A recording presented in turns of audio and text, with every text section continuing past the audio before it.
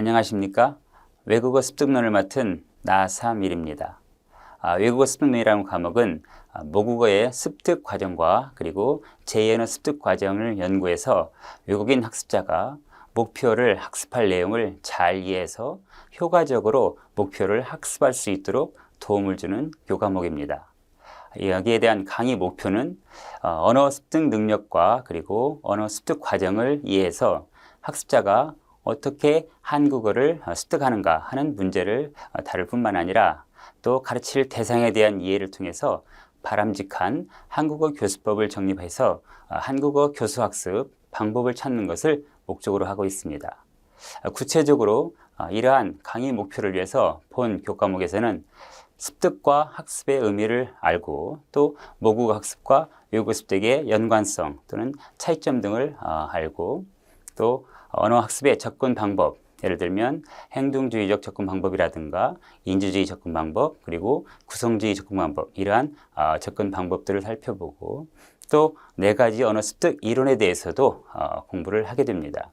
특히나 크라선의 모니터 이론에서 5가지 가설을 중심으로 이론을 살펴보겠고 또 다음에는 제2언어 습득에 있어서의 모국어의 영향이 있는지 없는지 그러한 현상에 대해서 또 공부를 하게 됩니다. 예를 들면 전이 현상이라든가 또는 대조 분석 가설 또는 오류 분석 가설 또는 중간 언어 가설 등등에 대한 모국어의 영향에 대해서 살펴보고 모국어 습득에 또 영향을 미치는 요인은 또 무엇인가, 예를 들면 정의적인 요인이라든가 인지적인 요인 그리고 사회문화적인 요인 이런 등등에 대해서 살펴볼 겁니다. 이러한 나름대로 어떤 그런 습득의 이론에 대해서 바탕이 이루어지면 의사소통 전략과 또 학습 전략, 이에 따른 외국어 교수법을 또 살펴보고 한국어 교육에 있어서의 습득의 문제와 그리고 한국어에 있어서의 기능별, 분야별 그런 교수 대응을 전체적으로 살펴보고자 합니다. 그럼 오늘은 첫 번째 시간으로 언어란 무엇인가 그리고 언어의 본질이 무엇인가에 대해서 간단히 살펴보는 시간을 가지려고 합니다. 이어서 언어 교수의 개념 등에 대해서 살펴보겠고 또한 언어 학습과 습득의 개념을 이해하고 또 언어 습득에 대한 기본적인 상황, 그에 따른 용어에 대해서 전체적으로 살펴보려고 합니다. 자, 그러면 먼저 언어란 무엇인가에 대해서 살펴보겠습니다. 저희 교과목에서는 외국어 습득론입니다. 그래서 언어를 깊이 있게 정의에 대해서 알아보는 그런 시간이라기보다는 간단하게 언어가 무엇이고 또 그런 것이 습득을 통해서 어떻게 이루어지는가 하는 면만을 다루고 있기 때문에 간단하게만 살펴보도록 하겠습니다. 먼저 언어란 무엇인가, 사전적인 정의로 이렇게 볼 때 음성 또는 문자를 수단으로 해서 사람의 사상이라든가 감정 이런 것들을 표현하고 또 의사를 전달하는 활동이며 활동 수단 또는 활동 체계 이렇게라고 정의되어 있습니다. 한마디로 말하자면 의사소통의 수단이라고 할 수 있겠습니다. 인간과 인간은 사실 언어를 통해서 서로 연결이 되고 또 더 나아가 사회와 어떤 그런 세계와도 연결되어 있기 때문에 이러한 사전적 정의가 모두 어떤 우리가 생각할 때 있어서의 의미로서 공감을 할 것이지만 하지만 언어가 지닌 여러 가지 다양한 특징들을 모두 설명하기에는 사실은 부족하다고 볼 수 있겠습니다. 어떤 언어학자들은 사실은 이러한 언어에 대해서 정의를 내리고 있지만 깊이 들어가게 되면 사실 언어학적인 그런 이론까지 다뤄야 되기 때문에 말씀드린 대로 보편적인 정의에 대해서만 간단히 살펴보고 넘어가도록 하겠습니다. 다음에는 언어의 본질에 대해서도 간단히 살펴보겠습니다. 언어는 사실 뜻과 음성은 소리인데 이러한 뜻을 전달하는 매체로 이렇게 생각할 수가 있습니다. 문명이 발달해서 문자를 사용하기 전에는 사실은 뜻과 소리로 이루어진 언어를 대부분 사용했습니다. 사실 우리가 모국어를 처음 배울 때 소리로 먼저 배우지 글자로 배우지는 않습니다. 글로 먼저 우리가 배운다고 생각하기가 쉬운데 사실은 아이가 맨 처음에 엄마로부터 말을 배울 때는 소리라는 것을 통해서 배우게 됩니다. 여러 가지 요인으로 등장하는 그러한 배경 지식이 있겠지만 우리는 우리의 모국어인 한국어를 배울 때 사실은 처음에 소리를 통해서 배우게 되는 것입니다. 그리고 세상에는 사실 문맹인도 굉장히 문맹인이 많이 있습니다. 그런데 그러한 문맹인도 실제적으로 글은 잘 모르지만 말은 잘할 수 있다는 것입니다. 외국어도 마찬가지죠. 예를 들면 우리가 뭐 보통 할머니나 할아버지 같은 그런 분들은 한국말에 대해서 글자를 모르는 분도 아직 좀 많이 있다고 생각할 수가 있는데, 그런 분들이 우연한 기회에 자식이 미국에 갔을 때 미국에 가서 생활하는 경우도 있습니다. 그러면 그분들이 자식을 따라가 가지고 미국이라는 사회 속에서 영어권에서 영어로 이렇게 말하는 그런 사회 속에 살고 있는데, 그때도 마찬가지로 영어 글자를 전혀 ABC를 모르지만 이 사람들이 1년, 2년, 3년 살다 보면 실제 글이 아닌 그러한 말을 통해서 말을 서로 또 이해하게 되고 알게 되고 또 터득해 나가고, 그 속에서 나름대로 영어에 관련된 말을 배우면서 영어로 사실은 지혜까지 이렇게 쌓게 되는 그런 경우도 있습니다. 그래서 실제적으로 우리가 이 언어의 본질 속에 깊이 들어가 보면 사실은 다양한 그러한 현상이 있을 수 있겠지만, 그래도 우선은 우리가 언어를 이렇게 배울 때는 말로 이렇게 먼저 배우게 되지 글로 배우진 않는다는 얘기입니다. 자, 이것은 우리가 계속 습득을 통해서 말씀드리겠지만, 말이 먼저냐 아니면 글이 먼저냐, 저는 그렇습니다. 기본적으로 우리가 외국 학생들을 데려다가 한국어를 교육할 때에는 대부분은 글을 먼저 이렇게 가르치는 것으로 생각하기 쉬운데, 저는 그렇게 생각하지 않습니다. 말이 먼저고 말을 먼저 학생들한테 의사소통이 되게끔 이렇게 교육하는 것이 필요하고, 그리고 그런 것을 통해서 나중에 하나하나 알아가는 그런 과정이 더 중요하다고 생각합니다. 사실 저희가 영어를 공부할 때에는 글을 통해서 시작을 했습니다. 그래서 그러한 글을 벗어나서 의사소통하기에는 굉장히 어려운 그런 측면이 있었는데, 그래서 사실은 이 습득론이 굉장히 그런 측면에서는 굉장히 중요한 과목이라고 생각하고, 앞으로 습득이냐 학습이냐 이런 부분에 대해서 하나하나 자세히 설명해 나갈 것입니다. 그리고 사실은 또 보통 우리가 글을 모르게 되면 문맹이라고 아까 말씀드렸지만 또 지혜도 없다고 생각하고 그러는데, 실제적으로 글을 모르는 사람도 TV를 통해서 우리가 많은 지식을 통해 얻을 수가 있고, 또 어떤 그 대화 상대자에 따라서 좋은 그러한 지혜가 되는 지식이 되는 그런 측면들을 많이 받아서 그 사람이 자기 것으로 만들어 가지고 또 다른 사람에게 전달할 수 있는 그런 능력까지도 갖게 되는 것입니다. 그래서 사실은 우리는 이런 것들을 실제 보고 배우는 견문 지식 그런 같은 것이라고 생각을 할 수도 있겠죠. 그러면 먼저 브라운이 말하는 언어학에 대한 정의를 한번 또 살펴보겠습니다. 실제적으로 언어는 체계를 가지고 있다라고 이렇게 볼 수가 있는데, 여기에 대해서는 큰 다른 의견이 없을 것입니다.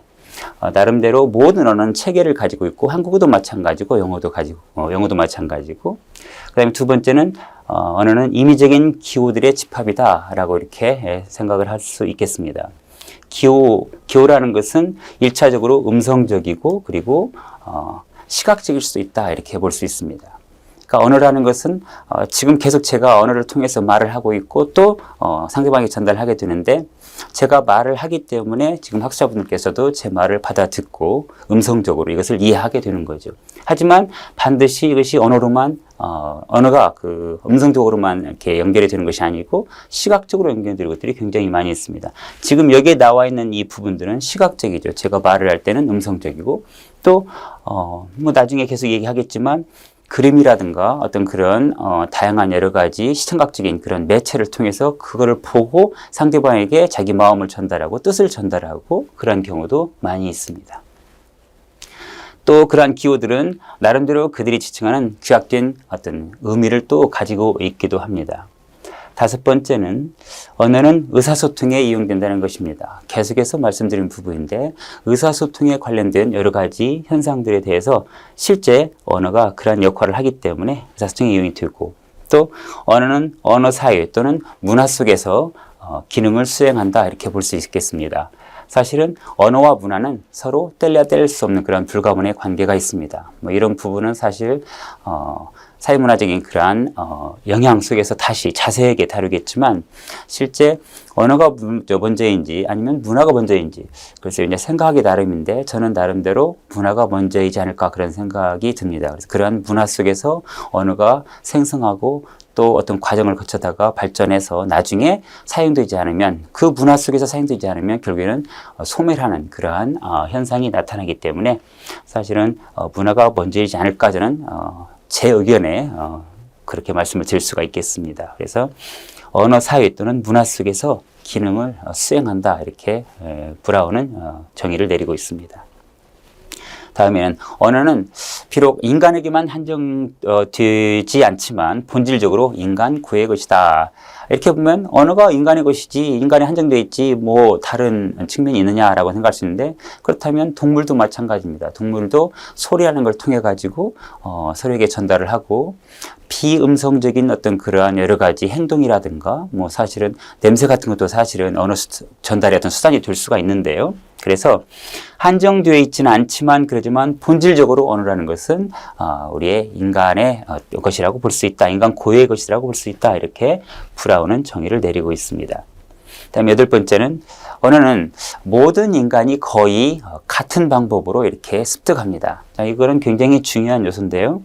같은 방법으로 습득한다는 얘기는 결국에는 우리가 한국어를 가르치는 한국어 입장일 수도 있고, 또 우리가 영어를 배워서 영어에 대해서 우리가 어떻게 공부했는가를 알 수가 있습니다. 그런데 실제 영어와 한국어가 전혀 다른 어떤 그런 구조를 가지고 있고 전혀 다른 어떤 기호로 이루어진 그러한 언어이기 때문에 사실은 이것이 맞지 않다고 볼 수 있는데, 그래서 이제 그 유명한 몇몇 학자들은 사실은 언어의 어떤 그런 보편적인 특징을 다 가지고 있다. 그렇기 때문에 그러한 보편적인 특징으로 인해서 우리가 학습할 수 있는 그러한 어떤 환경이라든가 그런 곳에 노출이 되어진다면 자연스럽게 그거를 쉽게 우리가 습득할 수 있다. 이런 식으로 생각하기 때문에 보편적인 그러한 어떤 특징을 가지고 있다. 이렇게 이야기도 할 수 있습니다.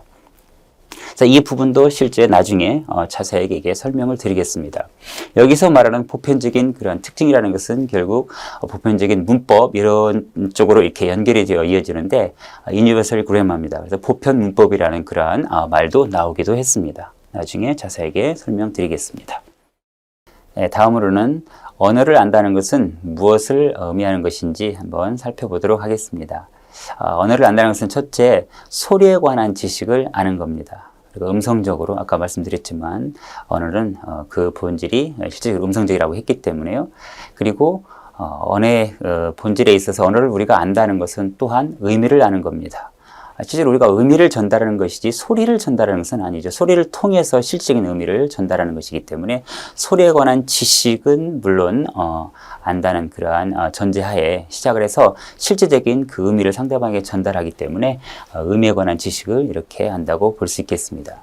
또 조금 깊이 들어가면 언어의 구조에 대한 어떤 지식을 알게 되는 것이고, 또 마지막으로는 어순에 관한 지식을 갖는다는 것이라고 이렇게 할 수가 있겠습니다.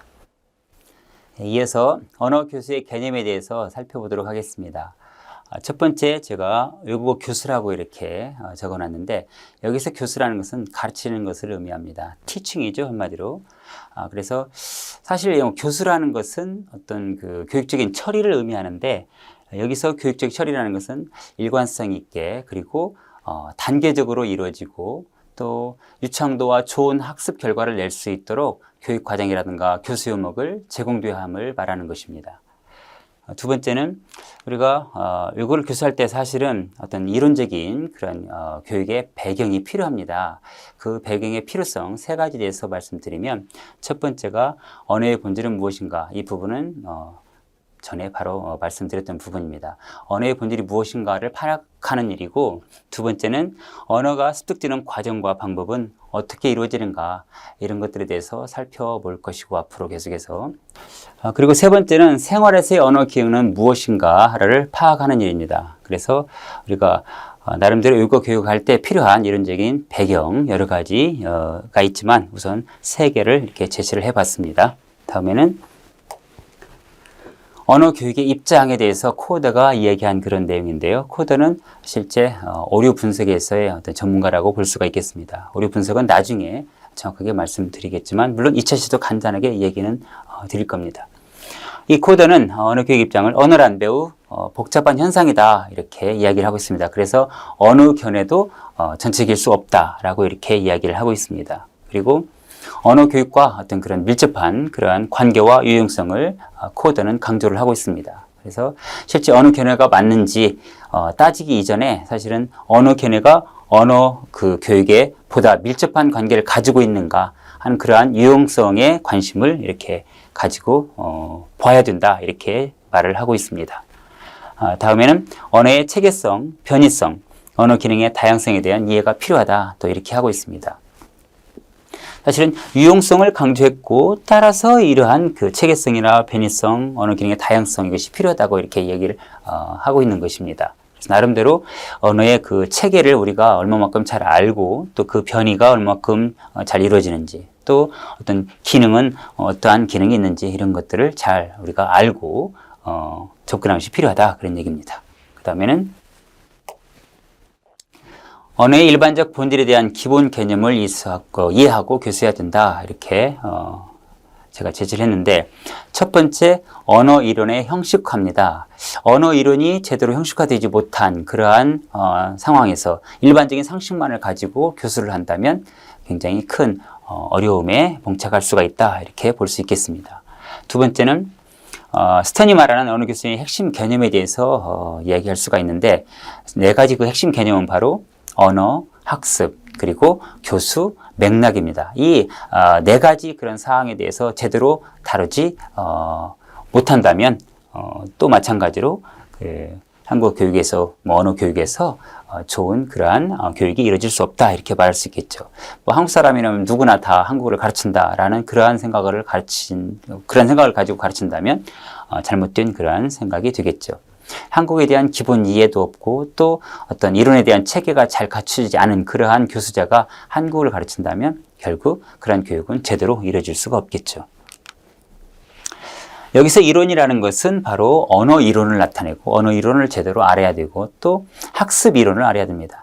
단지 우리가 이거를 지도할 때 언어 이론만을 바탕으로 해서 가르치는 것도 중요하지만 학습 이론입니다. 결국 학습자가 학습하는 데 있어서는 어떻게 학습할 것인가를 먼저 교수자가 알아야 되기 때문에 학습 이론도 알아야 되고 또 인지 이론도 알아야 됩니다. 받아들이는 학습 내용을 우리가 인지 속에서 어떻게 잘 내 것으로 만드는가 그런 인지 이론입니다. 이러한 이론과 같은 형식적인 이론 그리고 언어 교수의 실체 속에서 내포되어 있는 그런 이론까지도 다 우리가 이해하고 또 그것을 숙지하고 있어야 된다 이런 것을 의미할 수가 있겠죠. 결국 이러한 이론들은 실천의 바탕이 되고 또 실제 교실 수업에서 학습과 교수에서 나타나는 것을 기초로 해야 된다라고 이렇게 생각할 수 있겠습니다. 이론은 이론 자체로 끝나면 안 되고 실제가 되는 바탕이 되어야 된다는 얘기죠. 그래서 그런 이론을 잘 받아들이고 내가 현장에서 실제 교수할 때는 어떠한 내용을 가지고 어떻게 학습자에게 잘 교수할 수 있는가 하는 그런 방법들을 또 찾아보는 거죠. 그래서 이론은 이론대로 나름대로 연구를 하고 분석하고 또 실제 현상에서는 교실 수업에서는 어떻게 적용할 것인가 하는 방법 이런 것들을 잘 찾아봐야 한다는 얘기가 되겠습니다. 네, 다음에는 외국어 습득에 있어서의 학파에 대해서 조금 생각을 해보려고 하는데요. 1940년대 이전에 사실은 외국어 교육이 유럽 등지에서 많이 이루어졌습니다. 그런데 그때는 주로 이제 외국어를 교양을 쌓는 하나의 어떤 그런 수단으로서 아니면은 상류층의 어떤 그러한 그 전유물로서 외국어를 이렇게 많이 배우고 또 이렇게 교육을 했는데 1940년대 이후에 이제 전 세계가 이제 경제가 발전하고 그렇게 되면서 또 교통도 발전하면서 외국어를 배우는 그런 수요가 늘어나기 시작했습니다. 그래서 그 이후에 외국어 교육이 나름대로 이제 발전을 하게 되는데 그때 당시 이제 주류를 이루는 이제 학파들이 구성되게 됩니다. 그래서 보통은 1940, 50년대부터 시작을 하게 되는데 교육학적인 측면에서 저희가 행동주의 이론을 많이 그때 생각을 했었고 그 이후에 이성주의라든가 또 1980년대 구성주의로 이렇게 연결을 해서 많은 그러한 교육 이론이 발전이 되어 왔습니다. 언어학 측면에서도 마찬가지로 1940, 50년대 구조주의 그리고 그 이후에 인지주의 1980년대 이후에 기능주의 형태로 이렇게 언어학도 많은 발전을 이루었습니다.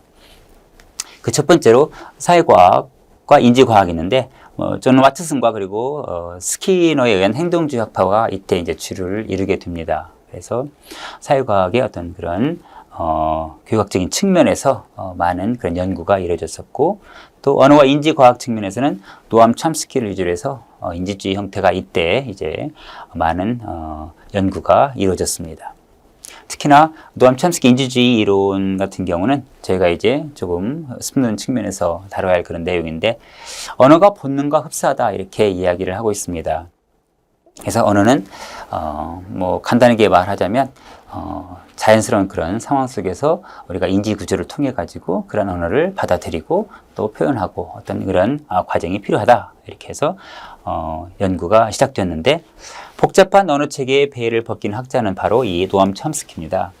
언어 체계가 복잡한데 그것을 나름대로 연구를 통해 가지고 이제 노암 첨스키가 그 유명한 인지과학 분야에서 변형법을 통해 가지고 대혁명을 이루게 되는 것이죠. 그래서 이때 당시에 노암 첨스키는 전 세계적으로 센세이션을 일으키는 그러한 연구가이기도 합니다. 자, 그 두 부분에 있어서 언어교육학과 언어학으로 이렇게 정리를 해봤는데요.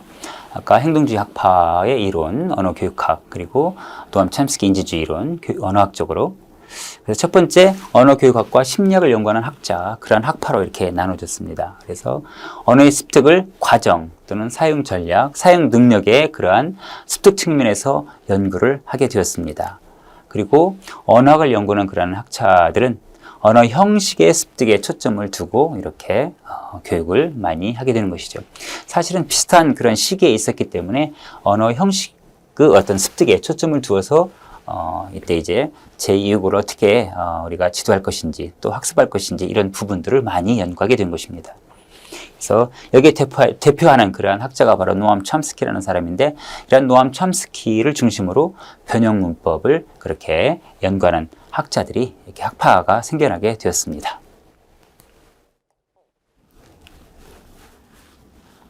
다음에는 스폴스키의 언어교육학 도표를 간단하게 제시했는데, 이 내용은 실제 제가 주 교재로 사용하고 있는 외국어습논과 한국어 교수 실제 이 책에 나오는 그런 내용입니다. 첫 번째, 언어 교수에 대해서 세 가지 주 요소로 이렇게 제시를 했는데, 첫 번째 언어 학습 이론, 그리고 언어 기술 이론, 그리고 언어 사용 이론입니다. 학습을 먼저 해야겠죠. 그리고 그것을 기능에 따라서 습득을 하고 받아들여서 결국에는 어떻게 사용할 것인가 하는 사용 이론까지도 정리하는 그러한 주 요소가 되겠습니다. 첫 번째, 언어 학습 이론이라는 것은 언어 이론과 학습 이론, 즉 언어학과 심리학이 지속적으로 연결되어야 한다라는 것을 이렇게 제시를 하고 있고, 학습 이론, 그러니까 언어 실제적인 이론 그리고 학습 이론을 받아들여서 지속적으로 연결할 수 있는 그런 이론을 말하고, 언어 기술은 언어 이론의 기반을 두고 어떤 기술적인 측면에서 어떤 이론을 이렇게 갖게 되는 그러한 언어 기술 이론이고, 마지막으로 언어 사용 이론입니다. 이것을 받아들였던 그러한 그 이론을 실제 어떻게 사용할 것인가. 사용 분야에 있어서는 여러 가지 그런 분야가 있는데, 사회 언어학적인 분야, 그리고 제2언어교육학, 이런 것들은 다 응용 언어학의 학문으로서 우리가 연결을 시켜줘야 된다 이렇게 이야기를 하고 있습니다. 그래서 실제 사용 이론에 있어서는 사회 언어 분야와 그리고 제2언어 교육학 이런 분야까지도 다 이렇게 이론의 바탕이 되어야 된다고 이렇게 말을 하고 있습니다. 스폴스키의 이러한 도표는 언어학만으로는 언어 교수를 위한 응용 언어학이 되기에 부족하다. 그래서 조금 전에도 얘기했지만 사회 언어학이라든가 어떤 그런 응용 언어학, 여기에서 심리 언어학까지도 어떤 그런 이론을 발판으로 해서 상호작용이 되어야 된다라는 것을 이렇게 제시를 하고 있습니다. 그러한 상호작용이 필요하다 이렇게 이야기를 하고 있죠. 다음에는 스트레븐슨과 캠벨의 그 이론인데요. 언어 이론과 언어 교수법에 대한 그러한 관계를 설명을 하고 있습니다. 그래서 교육 정책과 학자에 이르는 언어 교수 과정을 이렇게 제시를 하고 있습니다. 실질적으로 교육 정책도 굉장히 중요한 부분으로 이렇게 여겨지는데, 우리가 어떠한 그 외국어를 선택할 때에는 나름대로 정책이 있습니다. 국가에서 영어를 선택하는 경우, 그리고 일본어를 선택하는 경우, 또 어떤 대학에서 제2외국어를 우리는 일본어를 할까, 아니면 중국어를 할까, 아니면 스페인어를 할까, 나름대로 정책이 다 있습니다. 그래서 그런 정책뿐만 아니라 학습자에 이르는 여러 가지 언어 교수 과정, 이런 모든 것들을 다 이렇게 스트레븐스과 캄벨은 다 제시를 하고 있습니다. 다음에는 언어 학습과 습득에 대해서 간단히 살펴보겠습니다. 이 학습과 습득은 앞으로 계속해서 이야기할 부분인데요. 언어 습득이냐, 언어 학습이냐, 우리가 외국어를 습득으로 해야 할 것인지 학습으로 해야 할 것인지, 그런 부분들은 저에게서 굉장히 중요한 요소고, 실제 이 부분을 연구하는 그런 학자들에게 있어서도 굉장히 중요하면서 또 의견이 분분한 그런 내용입니다. 하지만 어느 정도 좀 저희가 외국어, 한국어를 교수할 때에는 어떤 방향으로 가야 할 것인지, 그런 방향점은 이 과정을 통해서 아마 배우게 되지 않을까, 그런 생각이 듭니다. 우선 언어를 이렇게 구분할 수가 있는데요. 모국어인가 아니면 외국어인가 이렇게 구분할 수 있는데, 그 모국어는 어떤 학자에 따라서 조금씩 다르게 표현을 하기도 합니다. 어떤 사람은 토박이어, 네이티브라고 하죠. 보통 우리가 네이티브 스피커라는 표현을 많이 사용하는데, 그래서 네이티브 랭귀지라고 이렇게 이야기도 하고, 또는 어떤 학자는 1차 언어, 그래서 프라이머리 랭귀지 L1, L2 이렇게 표현하기도 합니다. 우리가 이론 서적을 보게 되면은 L1, L2 이렇게 표현을 하는데, L1이 뭐냐? 무슨 모국어다, 1차 언어다 이렇게 생각하고, 그다음에 L2는 뭐냐? 외국어다, 2차 언어다 이렇게 생각하면 되겠습니다. 습득과 학습에 있어서 정말 중요한 이론들을 많이 내세운 학자가 바로 크라센이라는 학자인데요. 1981년에 크라센 학자는 제2언어는 모국어와 같은 어떤 습득 과정이 필요하다 이렇게 얘기하고 있습니다. 실제 모국어는 우리가 습득 과정을 통해서 이루어진다고 이렇게 많이 알고 있고 또 이해하고 있는 부분입니다. 그런데 제2외국어를 어떻게 모국어처럼 습득 과정이 필요할 것인지, 아니면 그러한 어떤 습득 과정을 어떻게 만들 것인지 굉장히 우리가 의아해하는 분이 있는데, 자, 여기서 조금씩 생각을 해보겠습니다. 그래서 결국은 언어는 학습으로 얻은 지식으로 전이되지 않으므로 반드시 습득을 통해서 해야 한다고 이렇게 주장을 하고 있습니다. 실제 우리가 여러 가지 상황을 이렇게 예를 들어서 설명할 수가 있는데, 학습으로 얻은 지식은 전이되지 않는다.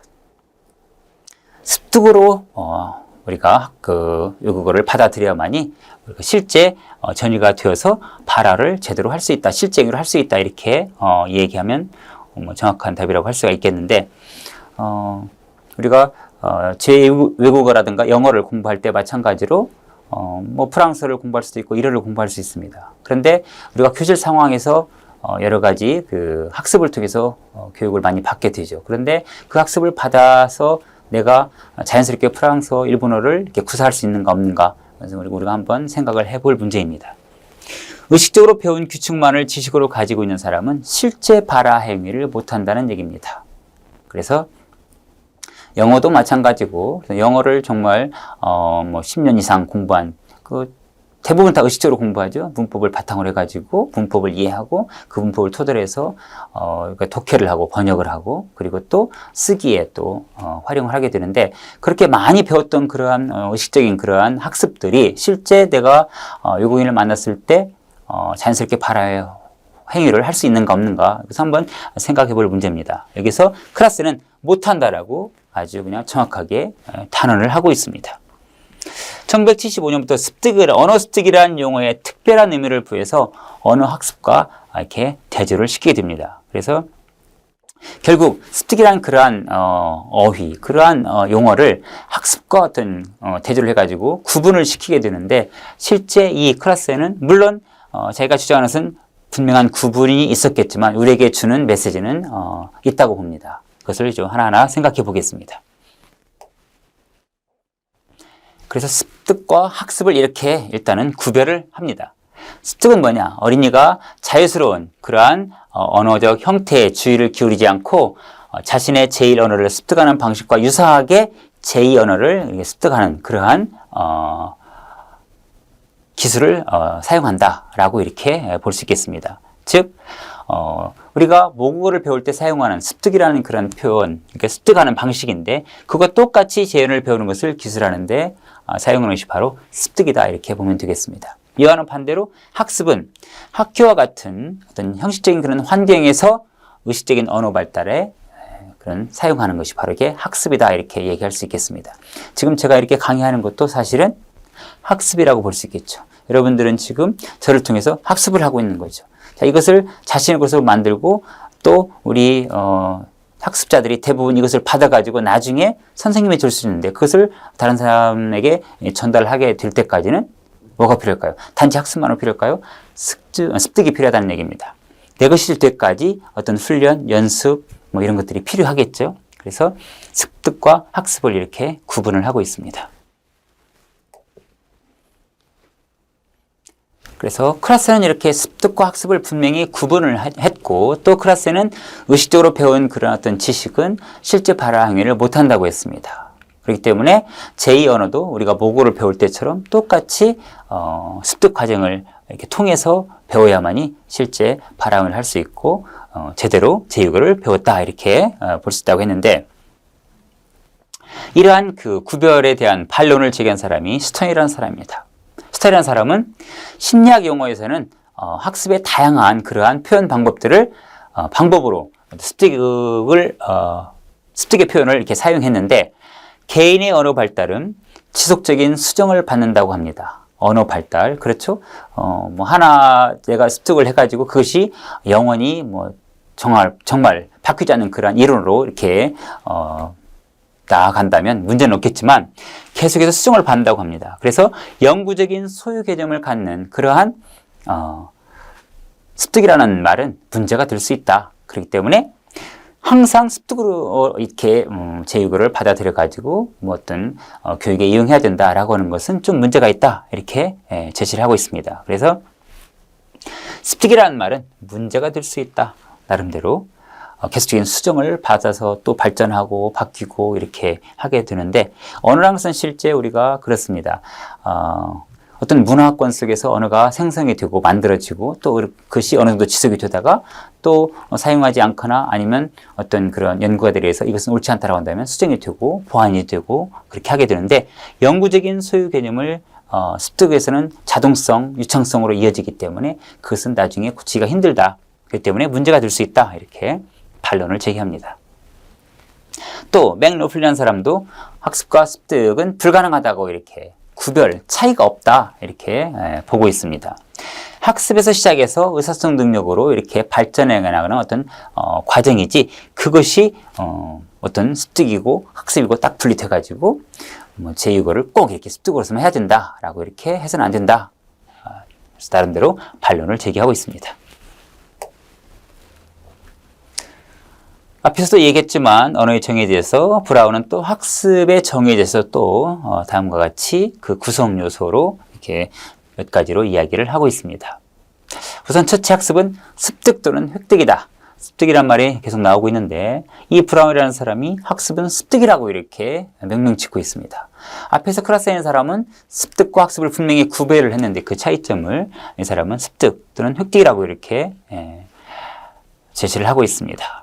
두 번째 학습은 정보 또는 기술의 보유다. 학습은 학습을 통해서 우리가 정보를 갖게 되고 그러한 정보나 기술을 머릿속에 우리는 저장을 하고 보유를 하게 되는 것이죠. 그래서 그러한 보유라는 것은 결국은 우리 머릿속에, 뇌 속에 저장 체계 속에서 저장을 했다가 또 기억을 하고 또 인지 구조를 통해서 뭔가 변화를 일으켜 가지고 실제 발화 행위에 도움이 되는 역할을 하게 되는데 바로 이것은 정보 또는 기술의 보유이고 그 보유라는 것은 바로 이러한 현상들이다. 이러한 것을 의미한다라고 이야기하고 있습니다. 네 번째는 학습은 인간 신체 내부 또는 외부에서 일어나는 사건들에 대해서 적극적이고 의식적으로 집중하는 그러한 집중하거나 행동을 하는 그러한 일들을 전체 다 포함한다고 이렇게 보고 있습니다. 그러니까 실제 학습은 신체 내부나 외부 모든 것들을 다 이렇게 받아들이고 적극적이고 의식적으로 이렇게 받아들이는 활동이라고 볼 수 있는데 적극적이고 의식적으로 집중하거나 행동하는 모든 것들을 다 포함한다. 이것이 바로 학습이다. 이렇게 이야기를 하고 있죠. 다섯 번째는 학습은 비교적 항구적이지만 망각하기 쉬운 것이다. 이렇게 얘기하고 있습니다. 학습을 통해서 내 것으로 만들어지면 그것이 어느 정도 내 것이 되어가지고 영구적으로 이렇게 계속해서 이렇게 보유가 되고 간직하고 있겠지만 사실은 망각하기 쉬운 것이다. 그런 얘기죠. 학습을 통해서 얻어진 것은 쉽게 망각될 수도 있습니다. 우리가 시험 보는 기간에 학습을 통해서 막 암기를 하게 되는데 시험이 끝나면 어떻게 되죠? 굉장히 이렇게 머리가 멍해진 상태에서 다 사라지게 되죠. 그러한 것도 얘기할 수 있고 또 우리 인간은 기억력의 한계가 있기 때문에 어느 정도 우리가 기억력의 상태가 지속이 되다가 사실은 조금씩 없어지게 되죠. 과거를 다 이렇게 우리가 기억하고 산다면 우리는 포화 상태가 돼서 살 수 없겠죠. 학습도 마찬가지다 그런 얘기죠. 망각하기 쉬운 것이다. 또 학습은 연습의 일부 형태이고 또 아마도 강화된 연습을 포함한다 이렇게 얘기하고 있습니다. 맞는 표현이죠. 우리가 학습은 교수자가 학생들한테 제시를 하게 될 때 학습자들은 그것을 받아들이고 연습을 하게 됩니다. 예를 들어서 오늘 주어 동사 목적어 형태로서 나는 한국어를 공부한다를 가르쳤습니다. 목적어와 동사 형태로 이렇게 온다. 목적어에는 조사가 을을이 오고 뒤에 동사가 서술 형태가 이렇게 온다 해가지고 가르쳤습니다. 그러면 목적어 대신해가지고 다른 어떤 그런 명사를 넣어가지고 연습을 시킵니다. 그러면 학생들이 그것을 실제 수업 시간에도 연습을 하게 되고 또 집에 가서도 또 숙제를 통해서 그것을 문장을 만들어보는 연습을 하게 됩니다. 연습의 일부 형태가 될 수 있고 또 강화된 연습을 포함합니다. 선생님을 통해서 강화를 할 수 있고 강화는 여러 가지 이제 형태가 있는데 보통 강화라는 표현은 행동주의 이론에서 나온 것이죠. 그래서 걔에게 이제 음식을 주어가지고 총소리를 치게 해서 나중에 총소리만 쳐도 침을 흘리는 그런 반응을 이렇게 나오게 하는 것이 바로 이제 훈련 형태고 거기에 예를 들어서 우리가 한국어를 공부할 때 잘했어요. 그러면 잘했다 칭찬을 해주거나 또 선물을 하나 주거나 그러면 강화가 됩니다. 그러면 학생은 더 뭔가 하려고 하겠죠. 그것이 바로 이제 강화된 어떤 그런 연습의 훈련의 형태가 되는데 그런 것까지도 다 포함한다는 얘기입니다. 그게 바로 학습입니다. 또 학습은 행동의 변화를 가져옵니다. 학습을 했는데 행동의 변화가 없다는 얘기는 그것은 학습이 제대로 안 이루어졌다고 볼 수 있겠죠. 교육의 형태가 바로 이런 겁니다. 교육을 받았는데 우리가 받은 대로 우리가 행동이 이루어지지 않으면 그것은 교육은 사실은 올바른 교육이 아니겠죠. 예를 들면 길을 가다가 우리가 담배꽁초를 버리지 말라라는 교육을 하게 됩니다. 그런데 그거를 학습을 해가지고 내가 길을 가다가 담배를 피웠는데 이것을 버렸어요. 그러면 학습이 제대로 이루어지는 것이 아니겠죠. 행동의 변화가 없는 겁니다. 마찬가지로 어느 교육에서도 마찬가지로 학습을 했으면 바로 행동의 변화가 있어야 된다는 얘기입니다. 다음에는 좀 더 이제 구체적으로 언어 습득과 언어 학습에 대해서 살펴보겠는데요. 언어 습득은 무엇이고 언어 학습은 무엇인가? 아까 습득과 학습의 차이에서 설명할 때 모국어 그리고 시적인 어떤 그런 수업 이런 것들에서 좀 얘기했습니다. 일맥상통합니다. 여기도 마찬가지로. 언어 습득이라는 것은 일반적으로 모국어 습득 과정이다 이렇게 얘기하고 그리고 언어 학습은 외국어 습득 과정이다. 외국어 학습 과정이다 이렇게 이야기를 할 수 있습니다. 언어 습득 과정은 모국어 습득 과정이고 일반적으로 어린이가 제1 언어를 배워나가는 과정이다 이렇게 이야기할 수 있습니다. 우리가 처음에 한국어를 배울 때 엄마를 통해서 이렇게 외국어를 배우게 되는데 그러한 자연스러운 어떤 그런 과정이라고 볼 수 있겠고 또 의미에 초점을 맞추는 겁니다. 형식, 어떤 체계에 초점을 맞추지 않고 의미에 초점을 맞춰서 자연스러운 의사소통 활동을 할 수 있도록 참여함으로써 무의식적인, 의식적으로 뭔가 말하려고 애쓰는 것이 아니고 무의식적인 그런 어떤 그러한 언어 사용과 이해 그리고 상호작용의 어떤 그런 과정을 통해서 이루어지는 것이 바로 언어 습득이다 이렇게 볼 수 있겠죠. 그래서 자연스러운 그런 노출 환경 속에서 친구를 만나거나 아니면은 자기가 알고 있는 어떤 동료를 만나거나 이런 사람들을 통해서 자연스럽게 배워나가는 과정이죠. 그 사람이 말을 할 때 내가 그 말을 알아들어가지고 내가 또 사용하게 되는. 저도 이제 이런 예가 하나 있는데 미국에 있었을 때 이런 경우가 있었습니다. 자동차를 타고 같이 이렇게 놀러 가게 되는데 저희는 이제 1차선, 2차선, 3차선 이런 개념을 가지고 있었습니다. 그런데 외국인 친구가 자기가 운전을 하다가 갑자기 누구 아무 말도 안 했는데 Let me take right lane 이렇게 이런 표현을 하는 거예요. 잠깐 들어보니까 뭔가 의미가 있어요. 그래서 제가 생각해 보니까, 오른쪽 차선으로 가고 싶다. Let me take. 이런 표현을 씁니다.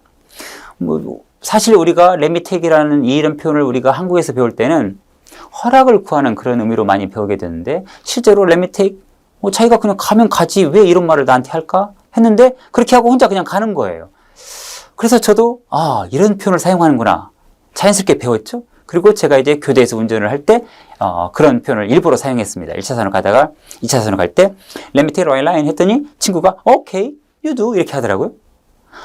이것은 결국에는 자연스러운 그런 어떤 노출 환경 속에서 내가 이러한 언어를 배워나가는 과정이죠. 습득이 되었습니다. 저는 20년 전 일 지금도 잊지 않고 이런 표현을 하게 되는 거죠. 내 것이 되어서 자연스럽게 유창성이 되었기 때문에요.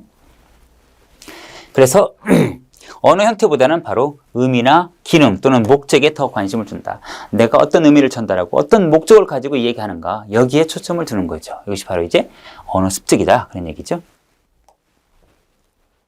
그렇다면 언어 학습은 무엇인가? 언어 학습은 아까 모국 학습 과정이라고 했죠. 습득이라고 했죠. 여기서는 제2언어 학습 과정이다. 우리가 영어를 배울 때, 일본어를 배울 때, 한국어는 마찬가지로 한국어 학습자가 한국에 와서 한국어를 배울 때 어떤 그런 과정이라고 볼 수 있겠죠. 이것은 형태에 주의를 합니다. 약간 의미와 목적에 주의를 한다겠는데, 여기는 형태에 주의를 하면서 언어 규칙을 이해해가는 의식적인 과정입니다.